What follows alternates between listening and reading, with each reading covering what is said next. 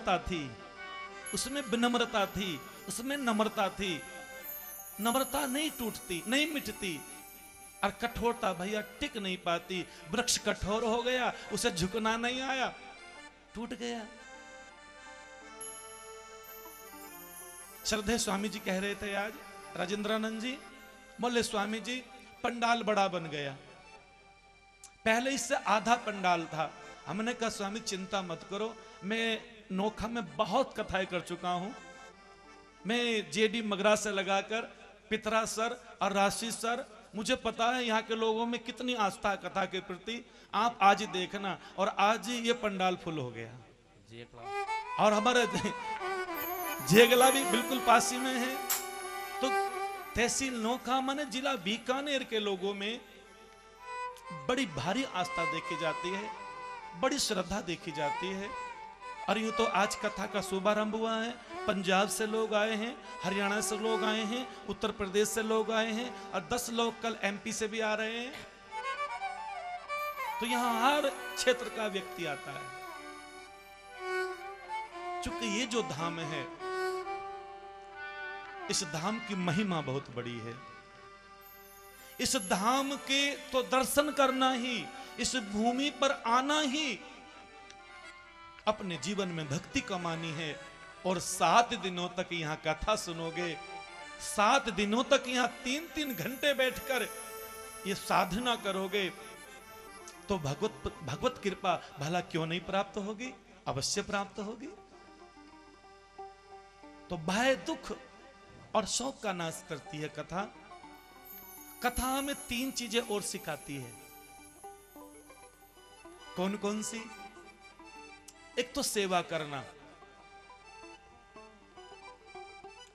एक सबसे प्रेम करना, और एक त्याग करना। हमारे यहां अभी सचिव साहब कह रहे थे कि हमारा सेवक दल लगा हुआ है। सच में सेवक की परिभाषा क्या है? सेवक की परिभाषा है कि एक तो सुख पहुंचाना, एक सम्मान करना और सुविधा देना। सेवक के 3 अर्थ हैं, एक तो सुविधा प्रदान करना, एक सुख पहुंचाना और एक सम्मान करना। तो बेचारे सबको सुविधा पहुंचाते हैं, सबका सम्मान करते हैं। ये तीनों काम सेवक में देखे जाते हैं। तो यहां जो कार्यकर्ता हैं, यहां जो सेवक दल के लोग हैं, उनसे मैं निवेदन करना चाहूंगा, क्योंकि आज कथा का शुभ आरंभ है, तो इन तीनों बातों को याद रखना। एक तो सबको सुख की भावना सबके प्रति हो, हम सबको सुख यहां पर प्रदान करेंगे। चूंकि श्रद्धा है राजेंद्रानंद जी महाराज जी को मैं चित्र जानता हूं, ये बड़े कोमल चित्त के महापुरुष हैं, ये बड़े सरल चित्त के महापुरुष हैं। अभी अभी हरियाणा में घूमने के लिए गए, मैंने कहा स्वामी जी भंडारे की क्या व्यवस्था है? बोले जाम्बो जी अपने आप करेंगे। इन्हें इतना भरोसा उस भगवी टोपी वाले के ऊपर है, और सच में जितना ये चाहते हैं उससे अधिक परमात्मा इनको प्रदान करते हैं। तो सबको सुविधा देना, सबको सबका सम्मान करना और सबको सुख पहुंचाने की भावना, ये तीनों बातें गांठ में बांध लेना। आप हमेशा पक्के सेवक बने रहोगे। और एक बात जरूर सुन लेना कि सेवक कभी बीमार नहीं पड़ता। आप इतिहास में देखें, हनुमान से बड़ा कोई सेवक नहीं होगा भैया।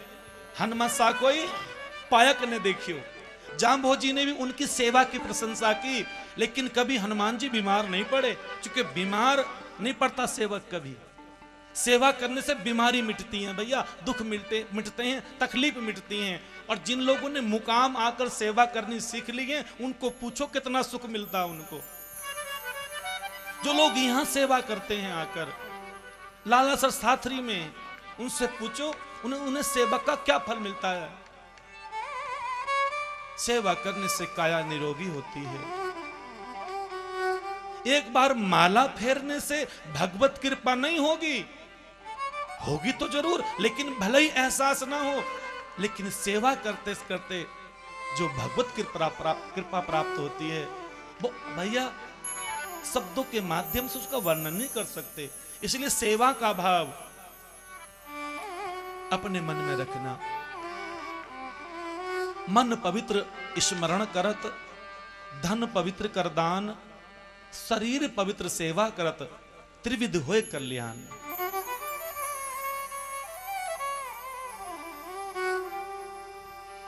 मन को पवित्र करना चाहते हो तो मेरे भाई बहनों, भगवान के नाम का स्मरण किया करो। इतने साथरी में रहो, बस ओम विष्णु ओम विष्णु ओम विष्णु, इस महामंत्र को मत भूलना। जब तक साथरी में रहो, कोई सेवा का अवसर मिलता है, महात्मा जी सेवा की अनुमति दें या ना दें, महात्मा जी सेवा की आज्ञा दें या ना दें, सेवा को ढूंढते रहना। मुझे सेवा कौन सी करनी है, किसके झूठे बर्तन कहाँ पड़े हैं, झाड़ू कहाँ लगानी है, पंडाल में झाड़ू कब लगानी है, सेवा में लगे रहना। और जितना हो सके जब कथा का समय हो तो अपनी हाजिरी पंडाल में लगाओगे तो बहुत अच्छा लगेगा।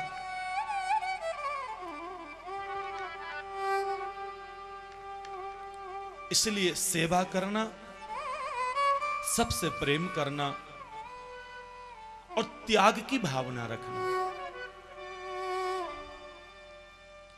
कथा अगर भूख मिटाती है तो भूख को बढ़ाती भी है।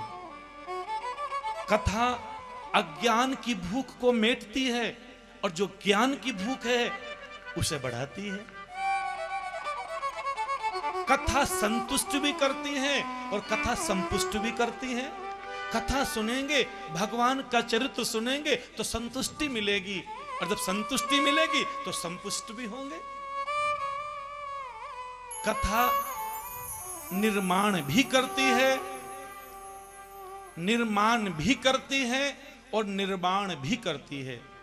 कथा निर्माण करती है अच्छे विचारों का, अच्छी अच्छी बातों का, अच्छे आचरण का, अच्छी सोच का, अच्छे चिंतन, अच्छे विचार का निर्माण करती है कथा।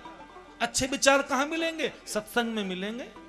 अच्छी सोच कहाँ मिलेगी? सत्संग में मिलेगी। एक वृक्ष पर दो पक्षी रहते थे, एक का नाम सुकंठी था, एक का नाम सुमुखी था। दोनों एक ही वृक्ष पर रहते थे, छोटे छोटे बच्चे थे। एक बार आंधी आई और दोनों वो पक्षी आंधी से उड़ गए, अपने आप को रोक ना पाए। और हाँ भाई बहनों, एक महात्मा के आश्रम में जा गिरा, एक चोरों की बस्ती में जा गिरा।